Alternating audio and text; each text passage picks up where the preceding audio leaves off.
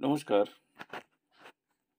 আমরা জানি যে গত ১২ তারিখে ১২ই ফেব্রুয়ারি কলকাতার করুণাময়ীতে একটি সমন্বয় সমিতি বা কোর কমিটির বৈঠক ডাকা হয়েছিল এসএসকেএমএসকে অর্থাৎ সমস্ত এসএসকেএমএসকে এবং একাডেমিক সুপারভাইজারদের নিয়ে।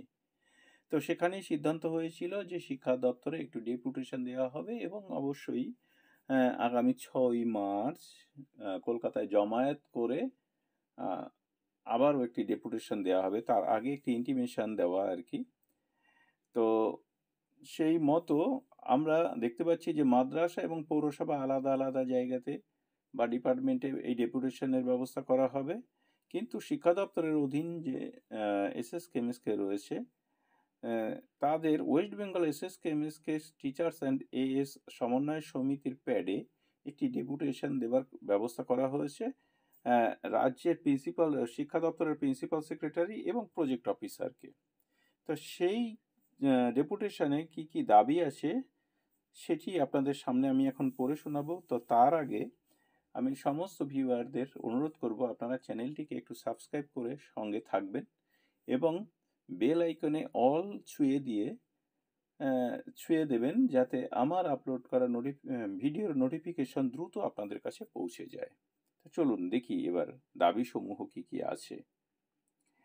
দেখুন, ১ নম্বরে রয়েছে বিগত ২০১৩ সালের রাজ্য মন্ত্রিসভার সিদ্ধান্ত মোতাবেক এসএসকে এমএসকে স্কুলগুলিকে যথাক্রমে প্রাথমিক পর্ষদ ও মধ্যশিক্ষা পর্ষদের অধীনে অনুমোদন দিতে হবে।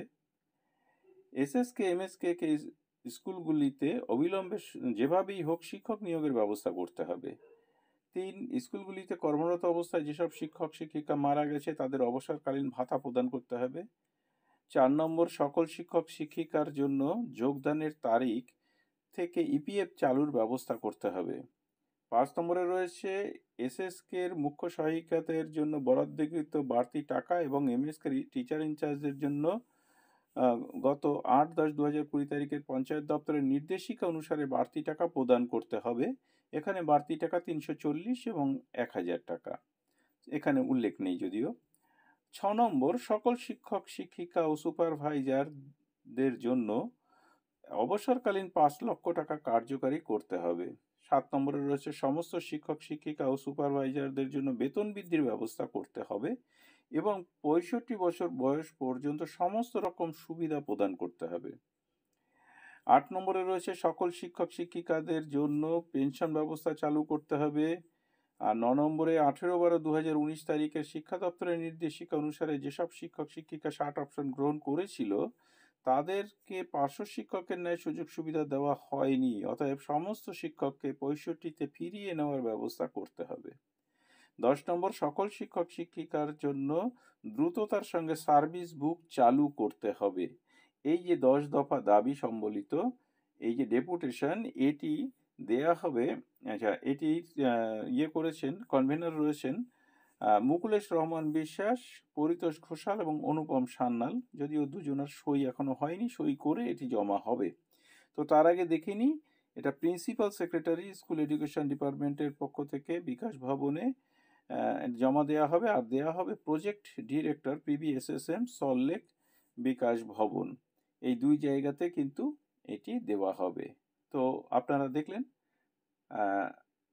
এসএসকেএমএসকের জন্য যে ডেপুটেশনের দেবার ব্যবস্থা করা হয়েছে তার দাবিসমূহ কি কি। এছাড়া জানাই যে আগামী ৬ তারিখে কলকাতায় সমস্ত ধরনের এসএসকেএমএসকে পৌরসভা এবং মাদ্রাসা সহ সমস্ত ধরনের এসএসকেএমএসকে শিক্ষকদের একটি বিশাল জমায়েত হবে বিভিন্ন দাবি দেওয়া নিয়ে। মূলত দাবিগুলো এগুলোই থাকবে। ভালো থাকবেন, সুস্থ থাকবেন।